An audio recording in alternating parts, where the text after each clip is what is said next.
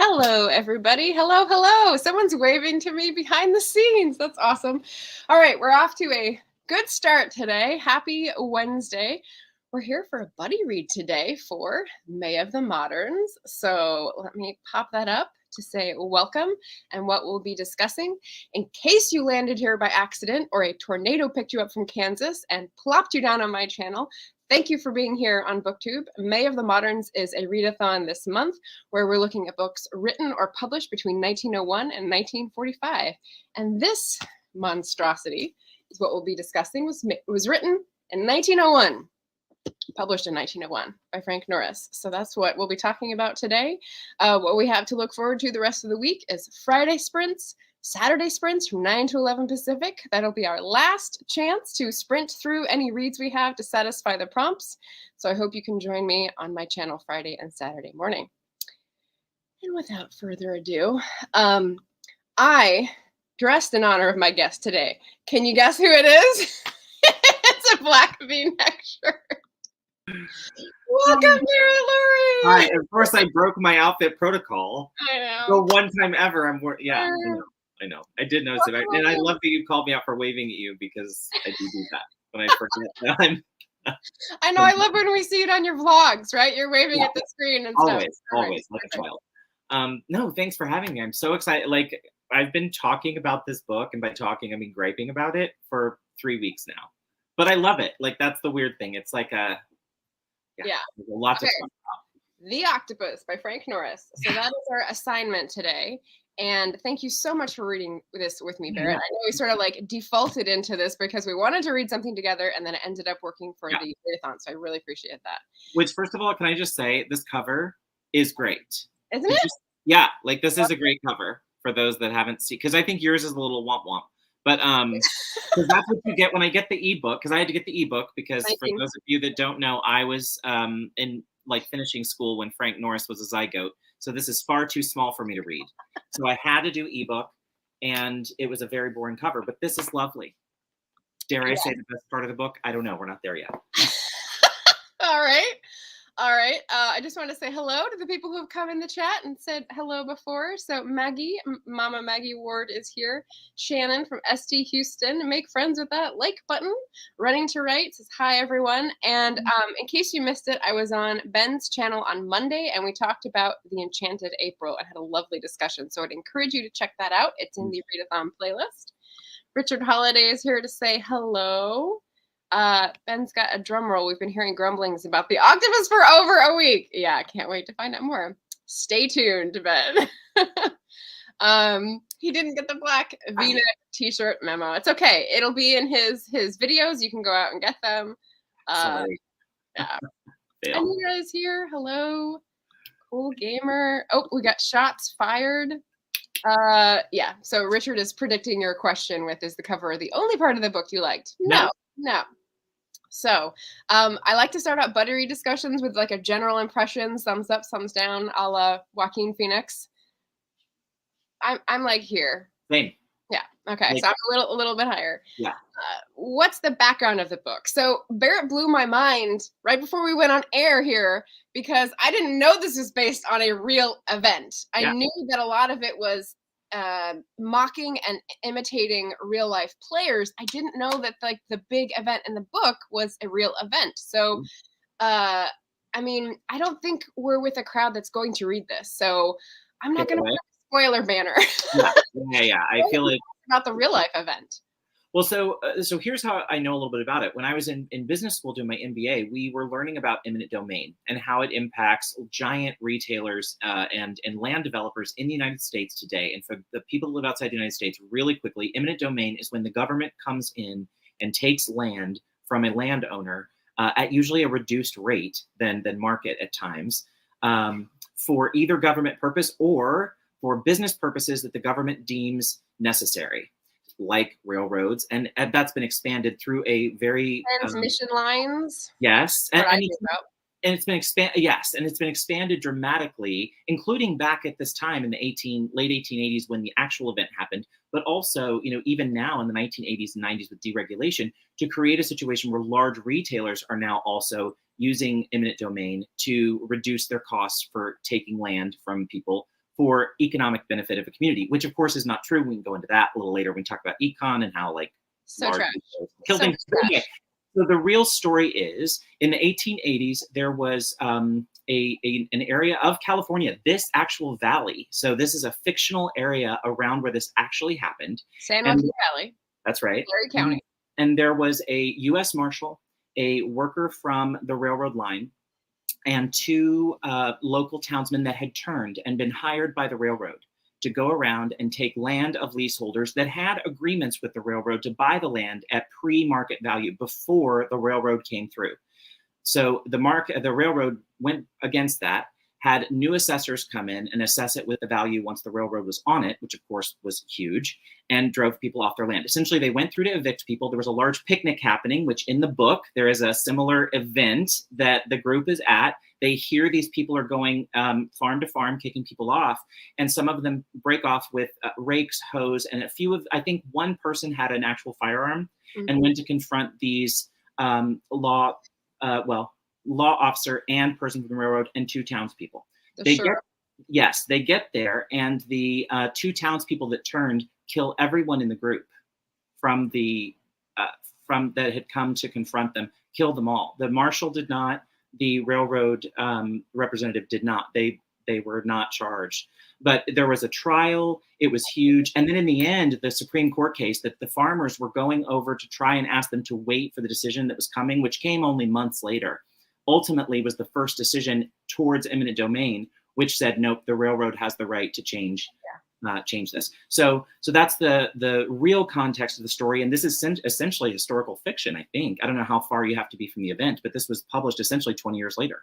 Yeah, not by my definition, because 20 years is 2002. So I would not call 2002 historical fiction. Fair. But yeah, so that was he just told me that beforehand, and I did not know. So Yeah. Bought me on the head for that one. That's fascinating. So now I gotta go back and read that. So yeah. And so when you look through that lens, this very closely mirrors the event, including and when you think about the one of the big complaints I have with it is the giant cast, and are they all necessary in the end? But when you look at what happened, that might be why. Yes, because you want to get all different sorts of eyes and perspectives on such a national tragedy. Yes. I did have a government question that I want to ask you while we're on the real life topics then instead of the novel. Okay. The thing that they did where they told someone the freight rate was 2 cents a pound in the fall, and then switched it when he had done all his planning and harvested his crop in the spring to 5 cents a pound. Is that allowed to be done? I mean, don't you have a contract or now? Now. Oh, now?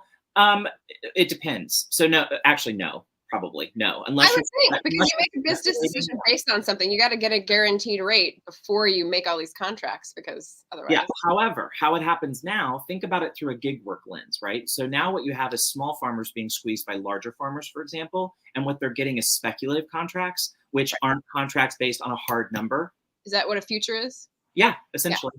Okay. So, think about it that way, where it's like, okay, well, or imagine we didn't know Ukraine was going to happen, right? That's a huge wheat producer, for example. Right. So let's say you bet that, now wheat's going to go up because of the lack of supply, right? But imagine you didn't know that was coming and you would bet against it, right? You'd be really hurting right now. So that's just, so that's the way the big guys have more advantage to win, because they have analysts and attorneys and people to figure out ways to beat out the little guys. So yes, it is still kind of legal if they do speculative contracts. Go capitalism. Yeah. Okay, so to drag myself away from that, this is don't forget to like, comment on the stream, share the buddy read. I write historical novels that deal with causes like this, so if you want to check them out, they'll be down in the description as usual. Back to the book. So it deals with this real life event, but turns it into an epic. I think really what Frank Norris was looking to do in his projected trilogy. This is the Epic of the Wheat, book 1, The Octopus. The second one is The Pit, which is about the stock traders in Chicago, which I read.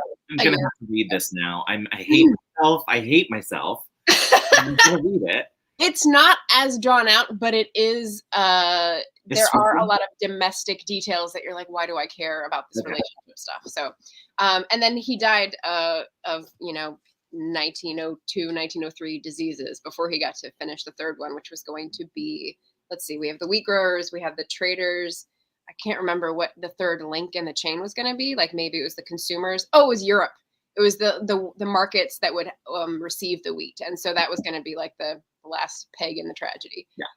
So that is an interesting envisioned like epic that he had.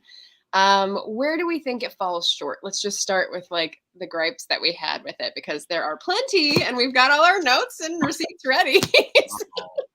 I told Margaret I quit this book more times than my first boyfriend. I DNF'd this 4 times, but I did finish. But I had to walk away because there was so much meandering, and especially in the first half.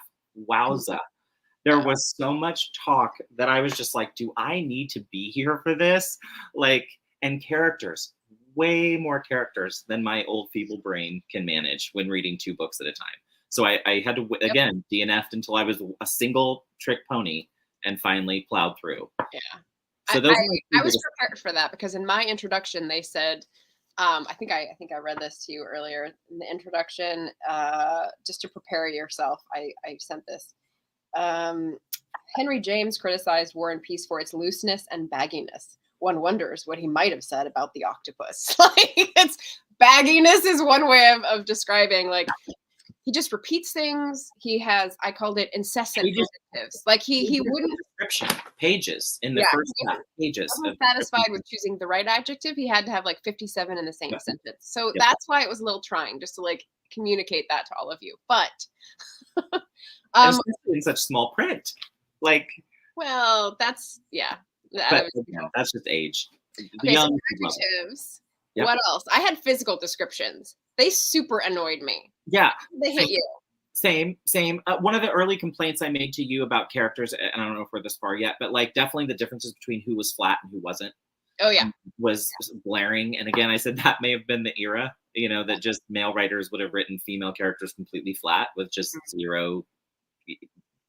Yeah, just not much there. Yeah, characters that were unnecessary. The words, made up words. And you're what resistlessly. Is that a word? Yeah, the ending. The ending line. That's not a word. I don't think so. That's not a word. Yeah. So at that point, I thought he was taunting us. And I thought, this is just this. And I've sat through all this. And this is a man losing his mind taunting me throughout this book. No.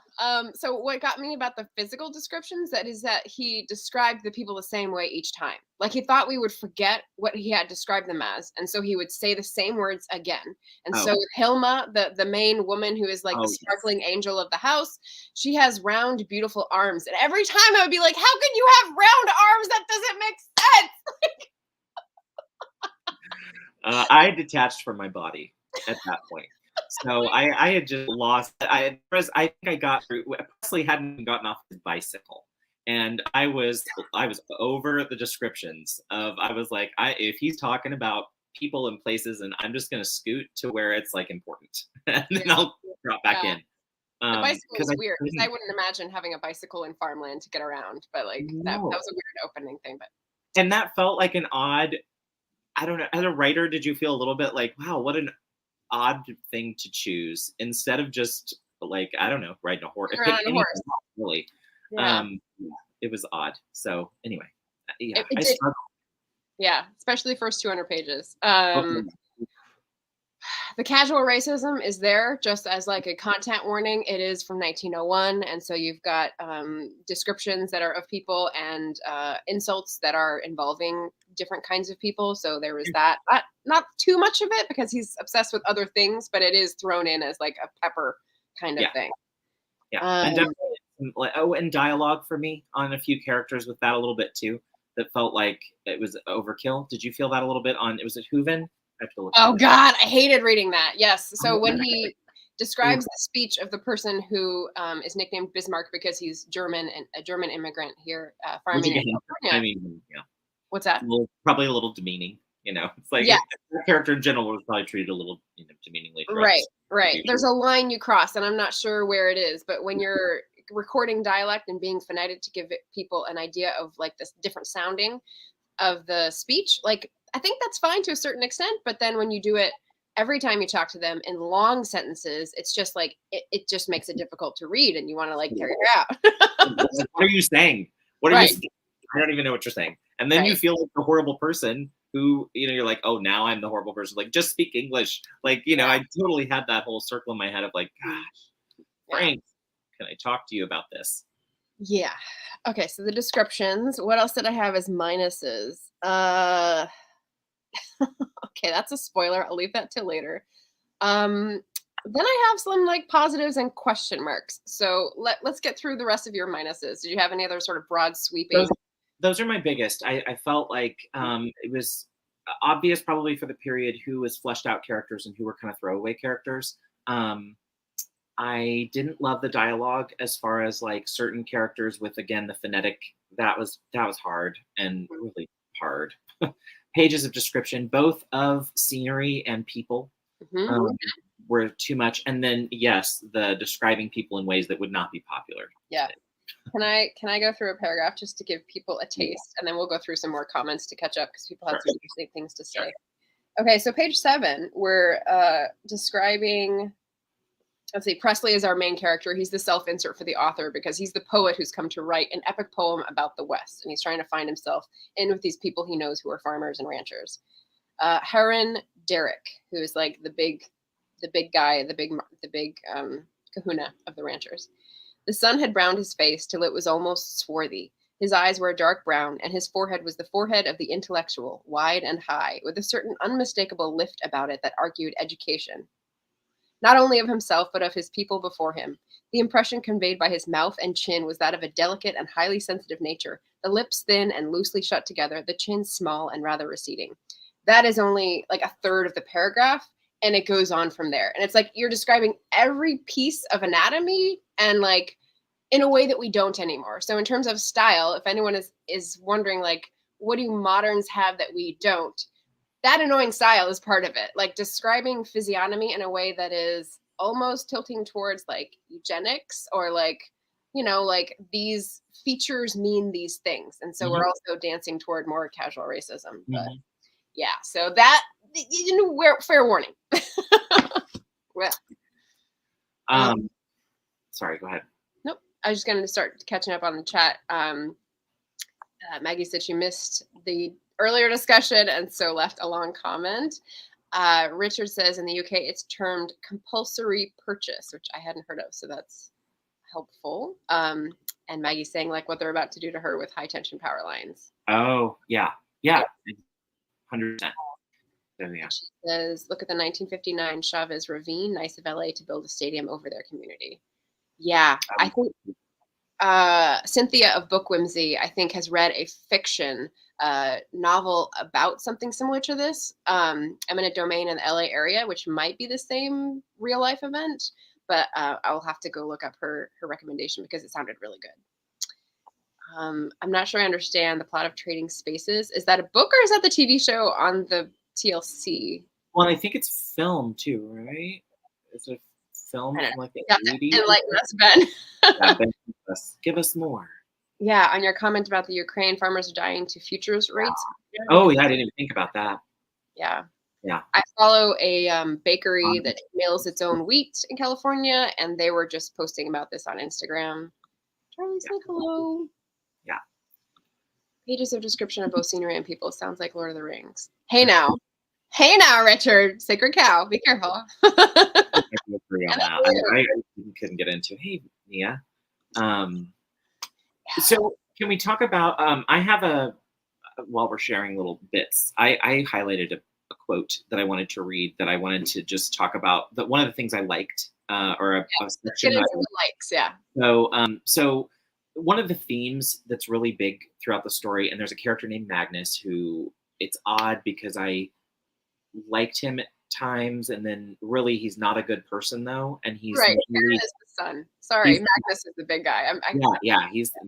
But Magnus is, so he's like morally conflicted, right? And I usually love those characters. Like those are always my favorite characters because they're fun to write. So usually they're fun to read. But anyway, so I'm going to read this section. And that was a part that I thought was really great prose. Like if I was editing this, I'd have highlighted this very short section and said more of this. Yeah. Okay. Yes. So, this little bit is, as Presley crossed the dining room on the way to his own apartment in the second story of the house, he paused for a moment, looking about him. In the dull light of the lowered lamps, the redwood paneling of the room showed a dark crimson as though stained with blood. So this is in chapter 3 of book 1. And Presley is observing the League, which is these gentlemen. But he's observing Magnus talking about bribery, bribing officials, and figuring out how to get his son Lyman on the Railroad Commission. I think that's what's called, right? Yeah. Railroad Commission. Anyway, so basically bribing the legislature to make this happen. And I loved the way of this, because what would you call this era? Is this nihilistic? What is this, do you think? No, what is this era of book, would you call it? I mean, it's using themes of populism in the political sphere to write a modern novel that I would call a sweeping epic. I don't think it has. Okay. I've just done the modernist novels because they're not late enough to be postmodern or Got it. Okay.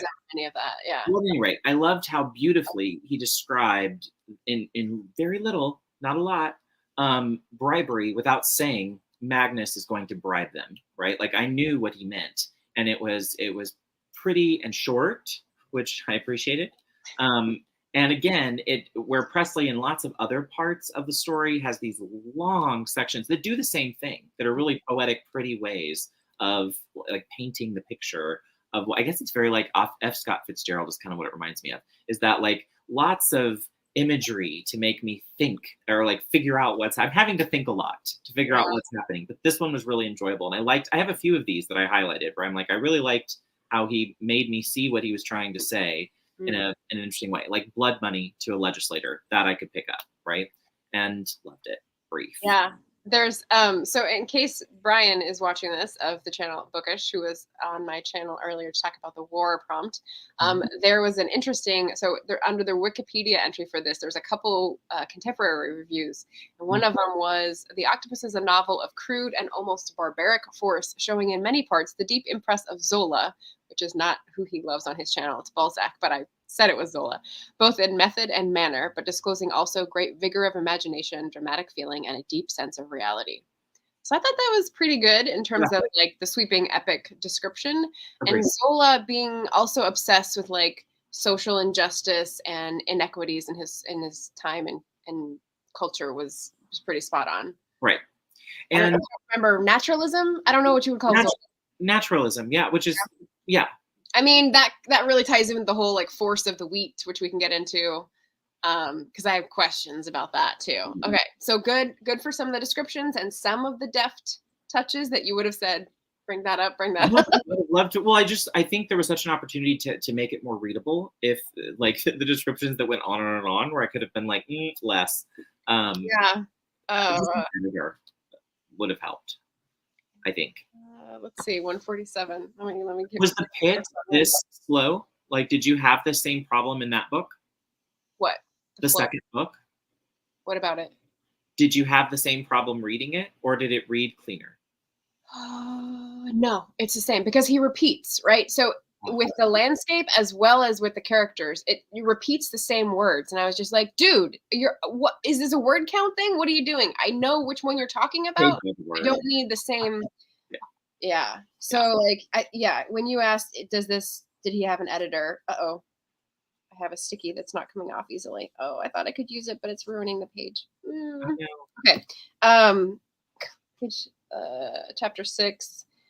The faint hum of the insect, the intermittent murmur of the guitar, the mellow complainings of the pigeons, the prolonged purr of the white cat, the contented clucking of the hens, all these noises mingled together to form a faint, drowsy bourdon, prolonged, stupefying, suggestive of an infinite quiet, of a calm, complacent life, centuries old, lapsing gradually to its end under the gorgeous loneliness of a cloudless pale blue sky and the steady fire of an interminable sun. And I'm like, sun! It's like, Okay, we know you're a writer. Like, stop. You don't have to use all the words. Right? That's what it feels like. Like he chooses one thing to describe, and instead of doing the job that he set out to do, it like launches him into like the world created by that one observation. And I'm like, sir. Okay, but anyway, I'm trying to say positive. So, okay, so we have two very interesting characters. We have Presley, who's the self-insert, and we have Vanamy, who's the shepherd, who had a tragedy strike him early on and has been wandering, dropped out of school, very different life from the one he envisioned, and he's a tragic character, but he's also sort of like the seer of the tragedy, the Cassandra. So what did you feel mystic, about almost is how I describe it. Like it was like mystical. It's not magical. It's like it's something else. It's like like I would see him like today owning a crystal shop and like you know what I mean, like that, right? I mean that would totally be, you know. So what did you think of his idea of the force? So when we think of the real world applications of the economics of this, I think, okay, so he's talking about he lost his lady love at a young age, and of course there's probably an age gap or whatever. But that made him susceptible to these natural forces and like listening to the world and sort of feeling like the sixth sense of nature's power, right? So the novel is about the railroad trusts and the social injustice to the farmers and people getting squeezed in between and having terrible personal tragedies as their end. But then there's this whole side thing. Like, do we consider the wheat a neutral force? Is it nature? Is it positive for the author? Like, what were you left thinking of the force of nature and wheat? Well, see, and I think I saw that differently. So I think the way I saw that was the life cycles, right? So wheat is a life cycle. And the way I saw that was like, again, another metaphor of each of these people had their life cycles. And some were cut short because of a railroad coming through the land or, you know what I mean, or a drought or pick the thing. So I saw it differently. I saw that as like a heady discussion about everyone's life cycle and therefore import on themselves, the community, and how that community ripples out in like a butterfly effect. So that's how I took it. But again, if I had the emotional fortitude to reread it, I might go back and try it through your lens, and I might have seen that differently. But my takeaway from that was smaller, was more was more that. Because I do, yeah. So I have question mark death, force, life with Vanamy and Angèle. So the weird mystic part is that he's still grieving over his lady love from 20 years ago or however long it is. And he goes to the cemetery and obsesses like a true emo fanboy, right? Yeah. And he's moldering over her grave, thinking about her. And he does this thing where he calls people in their mind. So there's that. Yeah. But then he starts like having the idea to call his dead love from the grave. And you're like, okay, where are we going with this? But then it sort of comes to a tumultuous crescendo one night when he feels like he's calling her, she's getting closer and closer. But what it actually reveals itself to be is the wheat that finally comes up from the ground. And he is like awake in the early morning hours and sees the wheat and is like filled with this rush of that's her life force that's come back into the world and like grateful for it and sort of changed for it. And when we see him at the end, like all that sadness has fallen away and he's like a quiet, contemplative, wise person trawling. I don't know. So death, life, force, cycle. Yeah. Yeah. Okay, so go ahead. No. I guess I was looking at him as kind of like a prophet, right? Like he is a shepherd. I mean, like Moses. Right. I mean, I think that's how I saw it. I wasn't seeing it quite, but I like that. I think I like that better than what I was taking away. I saw him more as like a shaman or a prophet or somebody who had like a psychological connection to the earth and felt a connection with the life cycles of growing, planting, and could feel it. I don't know. So that was my that was okay. So then, what was the thing that I was going to ask about? The force. Being able to summon people. Yeah. Oh no, the grist thing. So switching it up. There's a very minor character named Cedarquist who is the industrial representative, right? He's related to our main character, Presley, and he sees him when he goes up to San Francisco.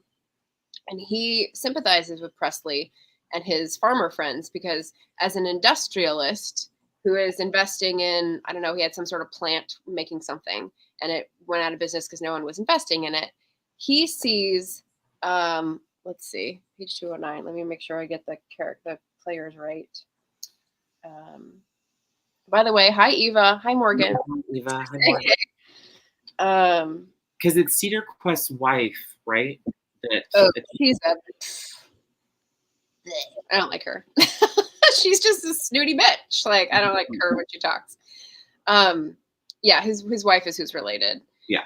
We are both of us fighters, it seems, Mr. Derrick, said Cedarquist, each with his particular enemy. We are well met indeed, the farmer and the manufacturer, both in the same grist between the two millstones of the lethargy of the public and the aggression of the trust, the railroad trust, the two great evils of modern America. Press, my boy, there is your epic poem ready to hand. And I feel like it's kind of a big statement for the book because we have the force of the wheat and the death and life cycle that will always come back and will always last longer than evil, according to Vanamy, our prophet. But then we've got these other two players. Like, are they good? The farmers who are taking the opportunity to grow wheat and try to make a buck and like make a living, the industrialists, the manufacturers who are trying to do the same. And I don't think we have the same ideas of the readers from back in the day. Yeah. And then they're envisioning themselves as being put upon between the lethargy of the public that won't vote to change the corruption and the power of the trust, which is like just slamming everyone. Right. I thought, there's our thesis. There's our message. Yeah. Well, did you see what do you think of the differences of then and today? I think the tragedy of today, I think what I would have said then in 1901 to this problem would have been, it's a lack of information problem. People don't have access to information. We don't have a way to put in people's hands access to information. What's the tragedy in all this? Today, we all have these things in our hands that have access to the information. Yeah. And yet here we are. No, I think it's a fair criticism to level at us today is that the lethargy of the public allows the corruption to continue. Right. I mean, I just saw someone who said, why are we pinning the blame for the mass shootings that continue on the gun owners? Like, go after the gun manufacturers that are getting rich on it all. That is the trust, the ammunition and manufacturers. And I thought, yeah. Why? Or the corruption. Oh, because they're capitalist geniuses according to our values in society today. That's why they're not being held to account. So, well, and it's here's the thing. I mean, I'll give an example of someone right now who, honestly, for a while, Ricky and I were guilty of thinking he was just the bee's knees. But we were big fans of Elon Musk. We loved the idea of Tesla. We loved the idea of clean energy. I loved the idea of batteries that could hold solar power for long periods of time. That sexy tunnel. Yeah. I have not been more wrong about someone in such a long time. and it's funny how quickly it just shifted and changed. But I think that, but it speaks to the problem here because Elon Musk was not always wealthy and out of touch, right? Right. But he is now. And so what I don't understand are the fanboys on Twitter who, hang on his every word, right? That's what I don't understand. And I want to, because I need to understand why people that aren't being benefited buy into it. Yeah. Those folks wealthy. I really want to understand it. Do I need to bring up that quote from 1776 again? My favorite quote about because people will always vote for what they think they can achieve rather than like the state that they're in, right? Because they might be there one day. So that's what they want to side with. And it's like back to it's in the song called Cool, Cool, Considerate Men when Hancock is talking to the representative from South Carolina saying, we're going to be conservative. And Hancock saying, you don't even like, what's his face, Adams. Why are you being such assholes? And he says, because this is how we're going to rule. Those people down there will always want to side with us because they think they can beat us rather than their own interests. And I was just like, high schooler. Like that truth has been sitting like burying itself in my head for so long. But it's I'm glad Richard brought this up. Would you bring that comment up? yeah. Like a hook to a fish. So, Richard, I'm glad you asked. So I'll give the best example I can give. So for example, Elon Musk, who pretty much has been fairly Democrat leaning over his environmental belief systems, some of his LBGTQ beliefs in the past. I think those must have been forgotten considering the fact that he's now a Republican. But what's interesting to me is his moving over to the Republicanism happened about 3 days before we found out that he paid $250,000 to a flight attendant that he sexually assaulted. So I find it really convenient, the communications timing of moving over to the political party that is fine with sexual assault against women. Also, another thing that's semi-problematic about Mr. Musk is, I would say, if you are not harmed by people online, which means if you're not a minority group of some kind, then the kind of trolls that Elon Musk wants to set loose in an environment with no moderation whatsoever is terrifying. And the people that can sit there and cheer him on for eliminating any kind of moderation or accountability for people that say things that cause violence against marginalized groups is, I don't have a defense for that. And you're not in trouble at all. I figured if I could get someone to ask me that question, I could throw it out there and someone might pick it up. If not you, Adam Stevenson, but I knew someone would grab that nibble for me. But that's all I was going to say. I think those things are, so what that is to me, again, if I'm sitting here and boo capitalism, here's the thing. I'm fine with capitalism with guardrails, period. I think there are certain things that just should not be for profit. Healthcare is a great example of one. But I can give lots more. And I think guardrails are necessary because I've seen the system from the other side. So, and I'm not going to go into great detail, but I come from a family that owns a very large corporation that benefits from the exact kind of bribery that takes place in this book. And they use the political system to achieve their ends and go beyond that. I think that they've become vastly more wealthy at the cost of taxpayers. So socialism for that family to not pay healthcare to their workers so that their workers are dependent upon Medicaid, for example, or going so far as to say that we're supplementing their income through SNAP, WIC, and other welfare programs here in the United States because we're not paying them living wage. Because for folks that live outside the United States, you may not be aware that the federal minimum wage is $7.76. It has not changed since the late 1990s. And that may be a shock to people out there, but in some places in the United States, it's perfectly legal to pay someone about $8 an hour to start a job. And until very, very recently, Walmart was paying less than 10. So what I would say is, what I've seen from the inside is a family that has become incredibly wealthy and powerful on the backs of their political connections. And it's dangerous. And when it's unchecked by SCOTUS decisions like Citizens United, which allows unlimited amounts of capital into political campaigns, and recent decisions like the one just recently, this last week for Ted Cruz, about being able to take money, loan yourself money in your own campaign, will mean hundreds of thousands of dollars directly into politicians' pockets. And it's folks like Elon Musk and families like mine and others, and I don't mean mine like me, like I'm living on that. I'm a relative of it. And I don't have nearly what they have. So let's say that before you try to kidnap me, you're not going to get nearly as much out of me, trust. But I'm close enough to it to have seen it and to have watched them pour the money into the essentially bribery and enrich themselves. All the while investing in political campaigns that tell people that people of color taking welfare are the problem. Right. When I could also point to that's a large part of the workforce. So it's like, look at this chain. Yeah.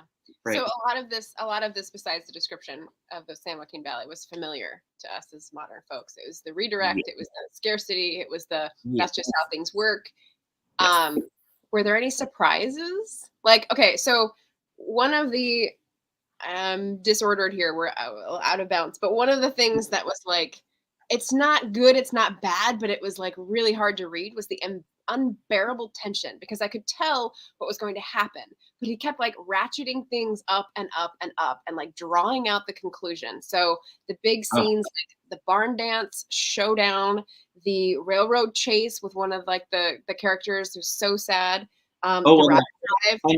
well, let's talk about that. That was so the railroad chase and showdown. That was the first time I realized, oh wow, all these people are going to meet horrible ends. Literally everybody is going to have a whole, except Presley. I mean, I didn't know that at that point. I didn't Oh I didn't no! assume By that point, I was like, "Oh, wait a minute!" I was like, "This is how I think this might go." Because I was like, of all the people to have that horrible ending, or for everything to kind of spiral like that. Oh wow! I still kept thinking he would get away, and I guess I should have taken the hint when he didn't. That like that was how they were all gonna go. It was a hug. The rabbit drive, the ditch showdown, and then the opera house meeting, like all those big like tent pole events kind of things. He would just describe, and I'd be like, I can see where this is going. Why are you torturing me before we get there? So I'm not used to that in modern. Doesn't it take away some of the bite of what he's building towards? Some of the what? I'm sorry, you cut out. I thought that for me, I thought that took away some of the bite of like what we were building towards, right? So like for me, that's a tension killer. Because by the time I have stopped reading twice to go get snacks, to your point of You that lost scene, me. you lost me. Yeah.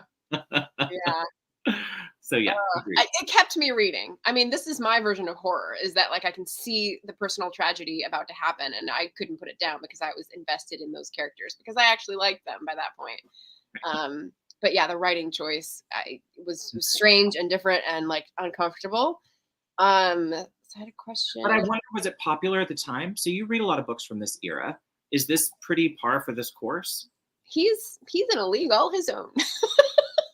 I mean, when you get into Victorian books, yes, there's much more of this. When you get into Trollope, when you get into Zola, whatever. But yeah, he's taken that and stuffed it in here. And I think it's mainly an editing question, as you were saying. Like, I think that if he had had more time, like it would have been edited down. Okay. So I'm not sure what the choice was about there. But no, I don't think most other books that I've read from this period are like this, but they don't deal with the same subject. It's hard to find these. Yeah. I described this because Ricky at one point was like, why do you keep throwing that book around? Yeah. I explained it. I said it's basically a textbook doing fiction drag. Like that's how it felt to me a little bit. Because again, and maybe it was because I knew the real story. And so reading it, I felt like, I want to get because the themes were perfect. Like when I got to the end, the theme was the octopus. When I began, I was like, how are we going to, someone help me figure out how this is relevant to the story. Yeah. And anyway, but by the end I was there and I was with him on the themes and he brought me along and, we're going to India to solve hunger and we've come full circle and look at us go. No, I know I'm rolling my eyes at that, but like, isn't that where we are now? Like, oh, we don't need to change anything. We'll just donate a little bit of our massive wealth to this tiny little problem. And look, we don't need to do anything or change anything because I did like how he sewed those things together so closely at the end. So if you are a fan of like switching scenes back and forth of how they affect each other, and it's like there's a delicious irony and it actually gets subtle by the end of the book, there was a great ending for those, the charity that was going on in the Ladies Society and the wheat and the real villain. I mean, who did you think the real villain was? Oh, Sheridan or Barrowman? Barrowman for sure for me. Because he is 110% based on Cook, the guy who in real life did the thing. So I'm pretty sure but again, there are some morally gray. There are some others that I don't know. There could be more than one. There are some very unlikable people. Hi. Sandy. Yeah. Would I call this proper literature? I'd call it representative of a period. I don't know if I would call it proper, especially to an English person. Well, here's my question though. Do you think it was trying to be for the time? Because it felt when I was reading this, I just sat there and thought, like, who were we trying to impress here with this prose? And Richard called it beige prose, and I said it was more like gray beige. Like it wasn't even instead of purple prose, which is like beyond. Yeah. So it was like not even interesting enough to be purple. Um, I mean, I don't know. well, I don't know. It depends. Yeah. Avarice is the villain. I mean, ultimately. Greed. Because, Oh, 100%. yeah. Yeah. Ultimately, greed is what makes the morally gray characters gray. I mean, Magnus, if not for the need to protect the land, probably wouldn't have gone so far as to try to bribe, which is ultimately what his moral failing is in the story. Right. Yeah. And some of the others, same thing. Their moral failings are that, But can you call it greed for those that aren't in the position that Magnus was in, like some of the poorer farmers? I don't know.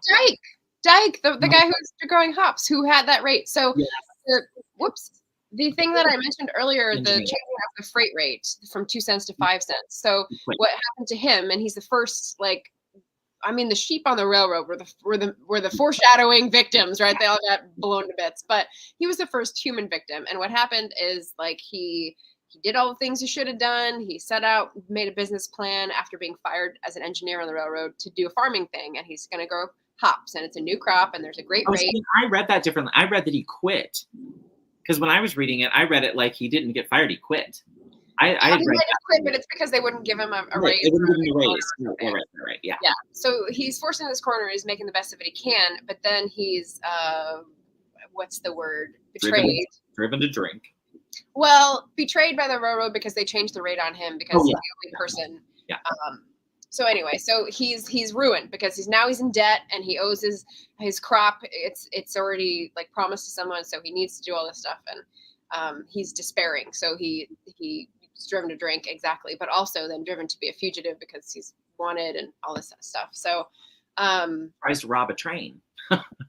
Yeah, that's right. That's the first inciting incident for him. You're right. Yeah. I can't remember why I went into this now. I thought we were talking about how he was the first innocent. You couldn't call him greedy. I mean, yes, you hear about his plans for his little girl to go to a little finishing school or whatever. But you're like, no, you're right. And you're right. You're totally right. You're right. And that's the thing that messes it up, because it's like, but then you think about at the end how Berman dies. Love that. Yeah, I don't want to spoil that. That is a spoiler. That if anyone does read this book, that's going to be a good payoff. Because several times I was like, "Is that how? Is that how?" And we're going to get. Yeah, it's the only way. It's the only thing that's worth it is when you get to the end, and you're like, "Oh, that's how he did it. Okay, that's good." Yeah, I was pleased with that. I was like, "I'm okay with that." Right. That's a good end, and a good end was had by all. Right. Yeah. No, I agree with you. And I'd argue Hooven and some of the people that went over just to confront them didn't deserve to get shot and killed. I mean, I don't know. Yeah, there's deserving ends. So I was watching, I should say. There's a video with Michael Arndt, who's the screenwriter for Little Miss Sunshine, and he does this fabulous tutorial about an hour and a half long about insanely great endings. And he's talking about the structure of his endings and what he's learned in screenwriting. And one of the things he talks about is the message being the stakes, that not internal stakes, not external states, but philosophical states. That's what you're really getting at when you talk about the message of a movie or the theme of a book, is what do you think the vision of the world should be? And so I thought that was really good for this one, because if you look at all the people's tragic ends, I mean, minus the female characters, because he doesn't care about them, obviously. Oh my gosh, can we just tell one of them ends up in sex work? First of all, after a tragic end to her husband, she gets run off to San Francisco. She dies of starvation. Her daughter dies, or becomes a sex worker. Yeah, and the other one's adopted by rich people who were responsible. Right, a whole thing. Yeah. So, what a love story that is. But there is a love story in this. There is. What did you think about Annixter? So Presley is the main POV character, but Annixter is kind of our hero. Yeah, agreed. Would you say? So yeah, agreed.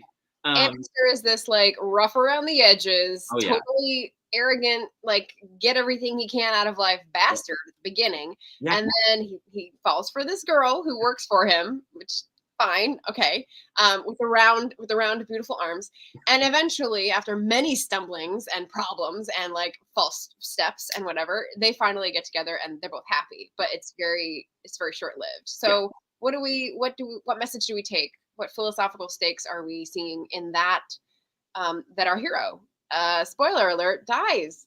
Yeah. Yeah. Well, again, as the editor, I might have said, maybe let's not kill off Everybody. likable characters, like let's I mean, keep. it's kind of like Hamlet, because only the person who writes about it is left at the end, and the ruined people, I guess. Well, and that's why I felt like it was a tragedy. I Yeah. mean, I was like, this is such a tragedy. Yeah, no, I enjoyed. I wished that it ended differently. I could have been fine with all the other stuff the way, because all of the others I felt served the unintended consequences purpose of the story, right? For me, the takeaway was, look at how this one thing, which by the way is technology, and by when the book opens, something kind of interesting is one of the first interactions that Presley has is with one of the land workers who's leasing land from, I think, Magnus, and they're talking about Magnus, and Magnus is buying combines for the first time. So this is to give you an idea of the era. He's investing in technology, which ultimately is going to get rid of their jobs, their livelihood.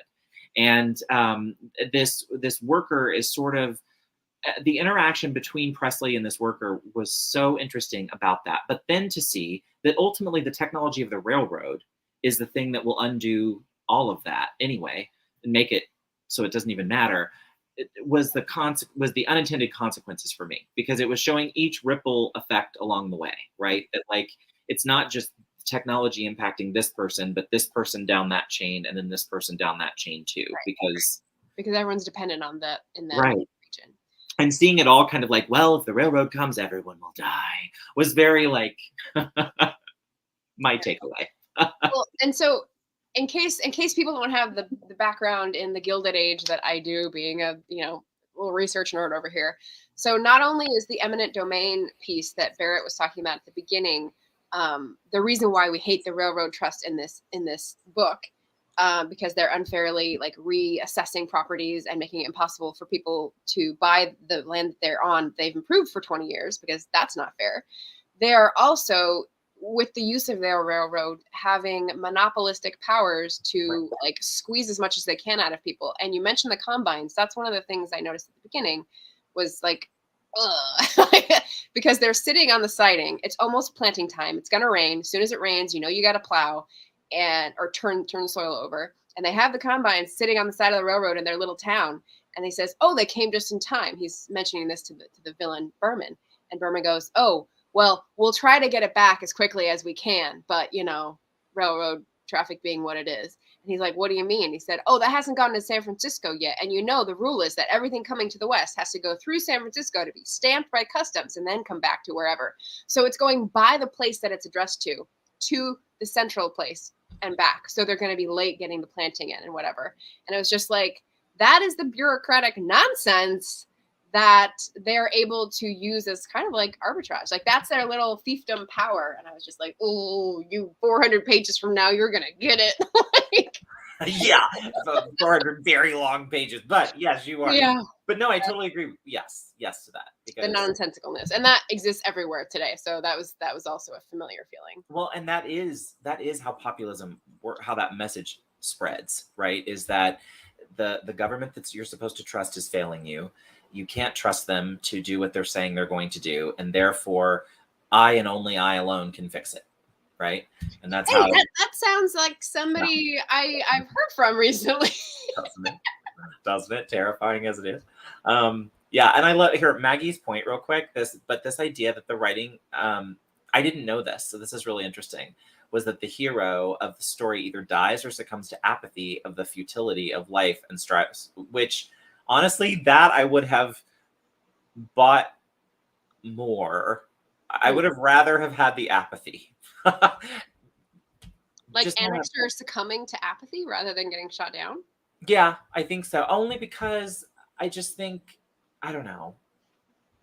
I think tragic hero is fine. Like if you're using Hamlet as your template, that kind of makes sense. So here's the epic. We're just recording it. Yeah. We're on the sidelines as a reporter for the news. Right. But here's another piece about that character. So if Presley is the recorder, he's the Horatio who's going to tell the rest of the world what happened, so that I don't know, so that Fortinbras can come in and bring good to the country again. Here's page 258. What I would say about Presley's role. He writes this great epic poem called The Toilers, and he's like, where should I put this out? Like, should I publish it through a journal, or how do I get this message out about what is happening here in our little valley? That's true, I suppose, but I can't get rid of the idea that it would be throwing my poem away. The great magazine gives me such a background, gives me such weight. And then here's Vanity, here's the prophet telling back to him, gives you such weight, gives you such background. Is it yourself you think of, you helper of the helpless? And at the end of the long paragraph, which I'll skip, Presley, there are many like you. The social reformer writes a book on the iniquity of the possession of land, and out of the proceeds buys a corner lot. The economist who laments the hardships of the poor allows himself to grow rich upon the sale of his book. And I was just like, oh, how do you get out of that loop, right? So eventually he decides to send it to a newspaper and it's published, and he doesn't get monetary rewards from it, but he does get known, and people like later will talk about him in the drawing room.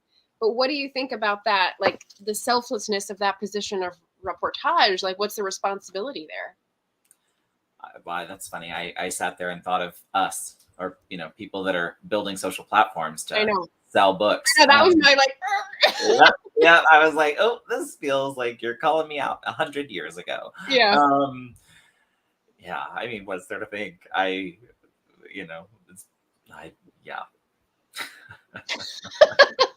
Hi, Shannon. Yeah. Yeah, and Maggie's saying like the jungle and how minimum wage and factory workers struggled.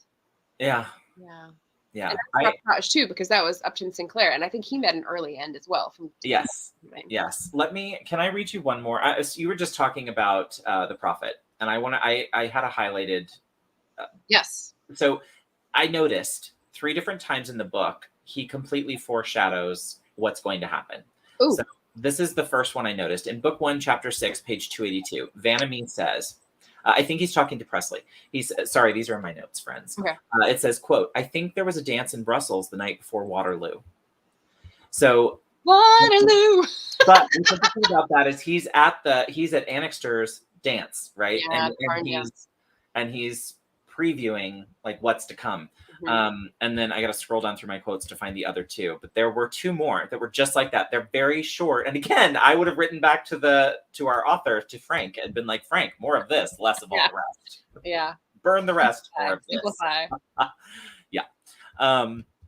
But I loved that about him, which is again what gave me the prophet vibes. Was like I felt like he kept saying these like Yoda-esque things that were like, here's what's going to come. Cassandra. I mean, he's the Cassandra, right?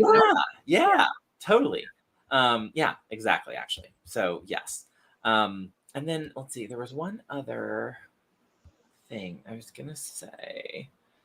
Okay, so then the last thing that Vanity says to Presley, which was towards the end of book 2, he says, what is it that remains after all is over, after the dead are buried and the hearts are broken? Look at all from the vast height of humanity, the greatest good to the greatest numbers. What remains? Men perish, men are corrupted, hearts are rent asunder. But what remains untouched, unassailable, undefiled? Try to find that, not only in this, but in every crisis of the world's life, and you will find, if you view be it large enough, that it is not evil, but good in the end that remains. If you zoom out enough, humans are just little insects on this. Well, and for very few, right? I mean, it's like for some maybe, but like, I mean, would our sex worker feel that way, for example, right. Or some of our other characters that met? So I don't know. I was like, I think it depends on who he was talking to. I think for Presley it works out fine. So maybe he was talking to Presley and foreseeing his next chapter. But okay, so I'll tack another one onto you then there, but say hello, Bethany, for joining us, who's making bread but is listening in, and also wheat. How on topic is Bethany? Like literally baking bread while from the discuss wheat. Yeah, Maggie, thank you for reading. Oh, I DNF'd. Yeah, so many times. I finished because of Margaret. My love for Margaret. I pushed onward. Okay, so I know we're at the hour, so hopefully I have a few more minutes because I have one more. No, I'm not in a rush. You got me all day. Yeah. All right. So the point that I want to add on to that thing about like it depends on whose point of view is as to how good your life is. It's like obviously, but so Press is the one who escapes. He's the Horatio in our tale, and yet at the end he's pretty hopeless. And when he leaves that opera house, which is like the last big scene where he's like engaging in battle, he feels like he's ineffective because people applauded him because he said this literature thing, but he was failing in being in that literature mode because what he needed was to appeal to the common people who were there. And so he leaves and he knows that he's failed because he hasn't grappled with the common people's experience and he's still outside of their experience. And that was another like, oh, like, but what then, you know? How did you feel about that? Did that twist any message or like? It's just depressing. I just thought here we are 120 years later and yeah, same. Yeah. But no, I think that's just the moment, right? I think that's just where I am in general at the moment. But no, I don't know, because I don't know. It's okay. Well, I'll do a last call for comments because we'll probably have like another 10 minutes of discussion. Yeah. Sorry, I just don't know. I'm like, let's see. So we have competing visions. This is one of the things that I saw in page 30. Presley versus Vanamy's visions of the world. Oh, yeah. And that is obviously in page 30, foreshadowing the ending that you just mentioned, because Vanamy is talking about, here, let me bring it up again. Page 30. They're looking out on the land, and Vanamy says, but why write? Why not live in it? Steep oneself in the heat of the desert, the glory of the sunset, the blue haze of the mesa and the canyon, which is what Vanamy's done, obviously. And Presley says, no, I could not do that. I want to go back, but not so far as you, back like in time to like primordial, whatever. I feel that I must compromise. I must find expression. I could not lose myself like that in your desert. When its vastness overwhelmed me, or its beauty dazzled me, or its loneliness weighed down upon me, I should have to record my impressions. Otherwise, I should suffocate. Each to his own life, observed Vanamy. I was like, this is a thing, isn't it? This is going to be a thing. So do we have a preference of values between those two that Frank is telling us, or that we have evolved into modern day? Like, I think the social media piece that you were just mentioning is very much recording our observations is a valued thing. But when you get down to it, I have feelings of guilt of not being like that person who vanishes into the commune or, you know, founds the whatever organic, whatever thing that's going to bring people back from the edge. Yeah. Happy. This one really was uplifting. We'll leave you with good feelings. Yes. Yeah.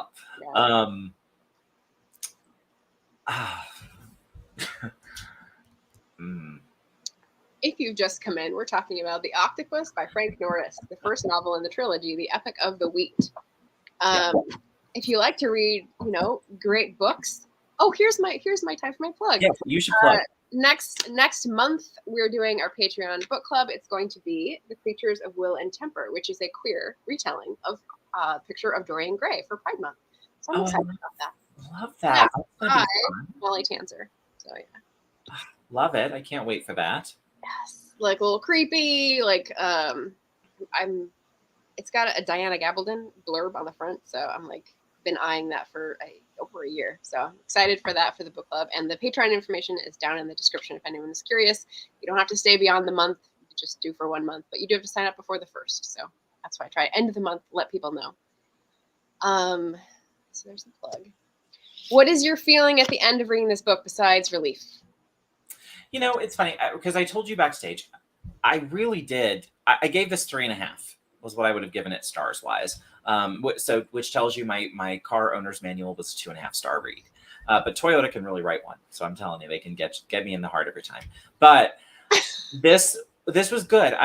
Overall, I really enjoyed the themes. I enjoyed some of the characters, not all, definitely. And I didn't, as I told you, I griped about which characters were too flat.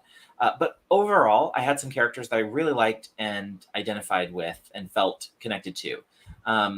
I had some characters that I love to hate, which always is kind of fun to read. Did you see Lyman coming? I totally saw him coming. Yes. Oh, yeah. Well, I mean, I did. What I don't think I saw coming was that he had been. I didn't see who would have gotten to him, but I had an idea he was going to be gotten to somehow. I just didn't quite see that. That was an interesting twist. But which I don't know why we're not spoiling that. He was also basically bribed by the railroad against his own dad to help him run for governor, right? I mean, essentially that's the bribe. Yeah. So, yeah. But anyway, I loved the discussion about money and politics. I liked the discussion, obviously, about the eminent domain issues and pricing issues, price gouging. Just all of the themes of the story were great. I liked the symbolism throughout. The octopus, obviously.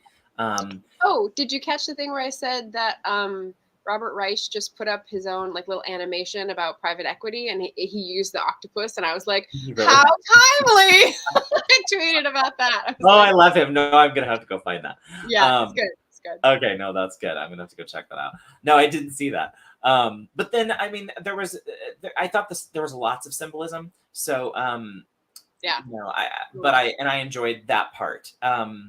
Overall, it was a good story with good themes. I would just tell you, either I don't drink, but if you do drink while you read it, or if you don't drink, then just do what I did and read it in stages. You know, walk away, come back, walk away, come back, because it just gets a little heavy. The prose is what slows you down, but when you come back to it, you'll come back to it with the same energy. And he does a lot of interesting stuff in the book. Get yourself a nice flow chart for all the characters, and you're gold. Overall, I did enjoy it. I mean, I took a lot from it. So, and I will tell people to read it while drinking. Let me get this. I'm teasing. Take a drink every time. Are you the heavy masses, whatever, the sweet smelling masses. That was. But like the thing about her eyes. Oh, wheat. Just take a drink every time he mentions wheat, and you'll be able to get through it in 2 sittings. Like Egyptian perplexed. Those were her eyes, and I was like, "What the?" Yeah. Anyway, so yeah, Drinking Dame would be a good one with this book. But no, I mean, overall, I did enjoy it, and I enjoyed the themes, and I enjoyed what he was doing, because again, to me, it was like, wow, that people at the time who didn't know about that real life incident, this would have been their entree to it, and he basically told the same exact story. So, yeah. Sorry, Mia. Even a historical fiction reader and writer, like you're not my TBR. Sorry. Yeah. Vince, are you going to become a train baron? No. Yeah. Lessons for today, and that's kind of why I'm trying to write this this Chicago novel. This is the reason why I picked his second book up, because I wanted to get a new lens on Chicago in that time period, but it wasn't really what I wanted. So I'm still digging around in that. Depending on your time period, St. Louis was actually bigger than Chicago for quite some time. Oh, not by 1893. No. Yeah. But we were about 80 years before that. If you want to come down, I can help you with all your research. You're saying planning a research trip to St. Louis? But no, that's interesting, because, yeah. Because there's all these parallels and things that we can draw and talk about, as we have today. Find any others that we didn't talk about? Parallels? Were there any others that we didn't talk about? We hit on social media, we hit on the eminent domain, we hit on... I mean, I mentioned it with the Robert Reich video. Private equity is basically performing the same function as the railroad trust. It's the new trust. So that's not a boo capitalism statement. That's the fact that we don't have any guardrails, that we don't have any antitrust bite or teeth, that all those committees that we have at the federal level are really defanged, I think is the word, and they need to be given their tools again. There's a really pretty, like you said, the metaphors. There was a thing about the barn dance where someone went and turned off the light after light, and I was like, oh, that's a beautiful moment. That's when I would have said, yeah, more of that, because it's subtle and it's like you're preparing yourself for like the putting out of the light. So I thought that was really nice. Annexter speech. And I think we went over everything. I didn't buy the transformation of Minna within a week to a streetwalker with a sassy attitude, but whatever. Yeah, I think the other thing I'd say is how we treat immigrants. I think is still the same. Hasn't changed a whole lot. Hasn't gotten a whole lot better. How I think this story showed me that hasn't necessarily. We've always been exploitive of people. We always will be exploitive of people. Do you mean in the country and in the city, like the way, because there was different types of debasement, I would say. Yes, I do. Yes, I think so. I was used to even thinking that just a broader sense of the thing I took away from the story was that actually a better way of saying it is class system. That hierarchy, class systems still existed then, exist now. How we feed into that, how we empower it. We didn't mention the priest. There's like a religion element in here. I thought he was sort of just like another very minor character, like the industrialist. He didn't have much to say because religion has not much to do with necessary. I would have been saying, Frank, this is a character we could cut. Like, yeah. No, I'm glad we didn't go there. Because I can't even imagine what that. No, I don't mean us. I mean in the story. Like I can't even imagine what that might have looked like. Because I don't know how the church would have. I would hope a church would have sided with the land owners. Yeah, but all we have is the person in the country church, who talks to Vanity and doesn't do anything, and then we have the church that we see in the city is the one that turns the girl out because she doesn't have anywhere to go, and you're just like, oh, yeah, all right, sidelined, which fair. Yeah. The witnesses to the wheat. So that moment when Vanity stays out and there's all this death force life thing that he thinks his love is coming back to him from the grave, and it ends up being the wheat coming up the next morning. The other witness that night is Annixter, who's out and is like in a turmoil about his own love life, and comes out with his moment of awakening as the wheat as well. So with those two people being the witnesses to that magic night, like I think that's interesting because it's not our mouthpiece. It's not Presley. It's Enemy and Annixter. And again, the life cycle. Yeah. Interesting. Yeah. So a lot to think about, a lot to slog through, but I'm glad I read it as well. I wish there was some like unpublished manuscript of the third one that we could dissect and tear apart as well. But how it ends. I mean, how are they connected? So like now that you've read this one, how is this connected to the pit? Is there a character carryover? No, the characters are not connected. It's just the epic of the wheat itself. So it's like the stages of wheat in society where people are growing it, where people are selling it, and where people are consuming it is what the object was. Did wheat feel like a character to you in this story? No. Same. So that's why I was just curious. I was like, interesting. Yeah. But again, a POV of wheat might have been where I would have said, DNF, Margaret, I don't care. Hello. Okay. He's talking about Chicago before the deep dish pizza. I know. Was there ever a time? Yeah, I'm trying to think. There is a little bit of the wheat POV when he's talking about the struggle to wake up in the womb. And I was just like, okay, we're going a little too far. I must have been skimming unless that was in the pit. Yeah, no, it was early on. Oh, yeah. It's in here. Well, nope, I missed that one. So anyway, well, maybe what we'll do is a year from now, we can go to California and take a picture by the little monument for where the real event happened. The Muscle Slough. Yeah, that would be cool. That would be cool. Because, it's not that far to Larry County. I've passed that, definitely. So yeah. So. Future. So what have you got coming up? For me, I've got the Patreon book club next month. I've got reading sprints the last of the month this Friday and Saturday morning. So feel free to join. I think I'm going to do some giveaways this Friday and Saturday because I've got 39 people who have come by to sprint with me, and it's amazing. Lots of new people. So I think that'd be a fun surprise. That's fun. How about you? Oh my gosh. Okay. Tonight I'll be with JC Carpenter for a little while on her stream. Tomorrow I have a vlog going up. Friday I have Infusion. There's a video going up. I don't think it'll be Friday. It'll probably be Saturday about the CGL contest. We're doing a writing contest. Oh, yeah. So $100 for flash fiction, $100 for poetry. And we're doing some lesser prizes for second and third for each. So we're doing an announcement video for that. And then beyond that, I don't plan anything. We're in a week out these days. Fair. Fair. That's why this month was a lot. Yeah. I mean, But I'm getting it together. This is a better week. Emails are being checked. DMs. We can attest that I answered DMs multiple times today. So we're on it. Someone's coming back from the dead. We're getting that shit done. Yes, we are. We are. That's still the funniest thing I've ever seen. Margaret's like, this is the church I worked at. And then we see get shit done in the background. And I was just like, yes, I love Margaret's church. The dangers of virtual backgrounds. What can I say? Bless. Oh my gosh.